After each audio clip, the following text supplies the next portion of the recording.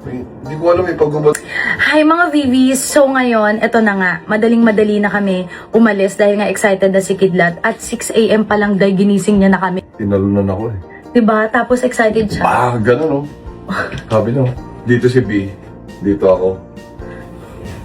At eto na nga, kaya ako napa-video ngayon dahil meron ako sa inyong gustong i-share na talaga namang matutuwa kayo dahil pinadali nito yung buhay ko. Ito ang Masin Magnetic Eyelashes. So, ang kagandahan dito mga VV, sobrang bilis niya once natuto ka na. Sa una, kailangan mo siyang gamayin. Pero pag alam mo na kung paano mo gamitin, mabilis na. And alam ko naman na interesado kayo sa pilikmata ko dahil alam nyong nakita nyo na lahat ng mga chapter, lahat ng mga iba't ibang era ko sa eyelash, 'di ba? Sa mga pilikmata. So, tapos na ako sa parang gagamba na ipis. And then, humaling din ako sa cluster. And ngayon, dito ako nauhumaling. Dahil sobrang dali niyang gamitin. And, ang maganda dito, good investment siya dahil yung isang ganito, matagal mo nang magagamit. So, ito ang technique ko. Dito ako mas nadalian. Okay? Nasa sa inyo kung gusto nyong gayahin. Nakuha ko na tong left na pilikmata. Iaakma ko na siyang ilalagay. So, ito yung position niya. Tama, mali. Tama. So, yung clip, ipoposition ko na rin siya kung paano ko siya ilalagay. Pak. Oh. 'Di ba? So, ito yung pilikmata, ito yung clip, ganito ko siya ilalagay, ibababa ko ngayon. Pag nababa ko ngayon, alam ko na kung paano ang positioning niya. Ayan yung itsura niya. Saka mo siya idiin sa pinakamadiin, kung saan mo siya lalagay yan. Idiin mo siya, kasi kusa naman niya magmamagnet. Ganun lang. Ganun lang kasimple. Ganun na.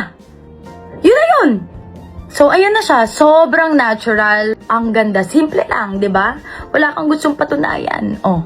Sobrang ganda talaga nito. Ang maganda pa dito, merong salamin na rin nakasama. So, anytime, anywhere, pwede mo na siyang ilagay. Okay, so gamitin natin ulit yung sa right.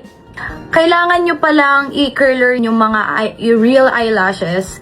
Pero yung akin kasi, naka-lift na. Kaya nagustuhan ko tong magnetic dahil since naka-lift na yung aking eyelashes, pinapalift ko siya every month. Diretso lagay na lang talaga ako. So, ang gagawin mo, idiin mo siya. Ayan. Pag nadiin mo na, saka mo to ilalapit. Kusa na yan didikit.